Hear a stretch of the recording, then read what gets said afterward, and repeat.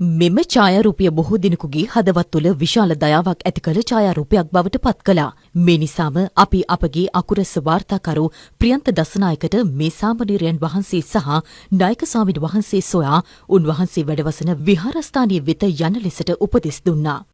අකුරැස්ස පුවක්වත්ත ක්ෂේත්‍රාරාම පුරාණ විහාරස්ථානයේ ස්වාමීන් වහන්සේ පූජ්‍ය බෝපාගොඩ ධම්මින්ද ස්වාමීන් වහන්සේ සමග සිරිදළදා වන්දනාවට එක් වූයේ අලුයම 2ට පමණයි. මේ නිසාම මේ සාමණේර වහන්සේ දැඩි තෙහෙට්ටුවට පත්ව සිටින්නට ඇති.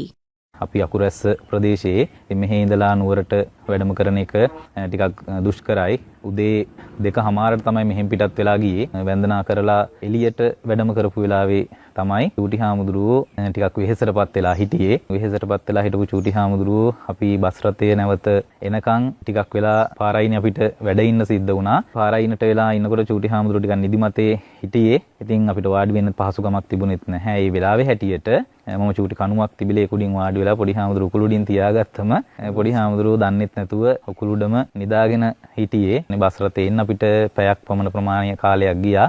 උන්වහන්සේ ඉතින් ඒ කාල සීමාවේ තමයි උකුළුඩට වෙලා වෙහෙස නිවාගත්තේ.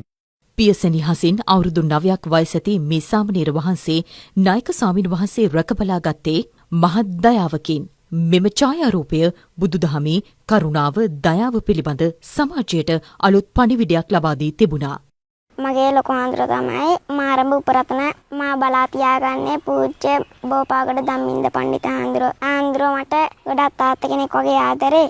දළදා වහන්සේ බැලෙනකොට මට නිදිමතක් හැදුනා. ඊට පස්සේ මම පාරායින් ඉන්නකොට මම ධම්මින්ද හාමුදුරුවෝ ආවා. ඊට පස්සේ ධම්මින්ද ආවා මොකද කියලා මං ඇහුවා නිදිමතයි කියලා. නිදිමතයි කියන ධම්මින්දන් එතන තිබ්බ කණුවකින් වාඩි වෙලා මට නිින්ද ගියා ඒ වෙලාවේ.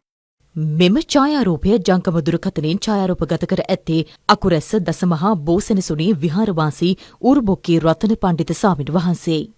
ඇත්තටම ධම්මින්ද හාමුදුරුවෝ කියන්නේ පොඩි හාමුදුරුවන්ට ඊටාම ආදරේ කරුණාව දක්වන හාමුදුරුවෝ නමක්. මම හොඳ ෆොටෝ එකක් ගන්න ඕන කියන අදහසින් තමයි ගමනට සම්බන්ධ වුණේ. මේ අවස්ථාවේ තමයි මේ පොඩි හාමුදුරුවෝ ධම්මින්ද හාමුදුරුවෝවත් දන්නේ නැහැ ෆොටෝ එක ගත්තද කියලාවත්. ෆොටෝ කිහිපයක් මගේ දුරකථනයෙන් ගත්තා. ඒක මගේ Facebook ගිණුමට අප්ලෝඩ් කරා. ගොඩක් එක ෂෙයා වෙන්න ගත්තා.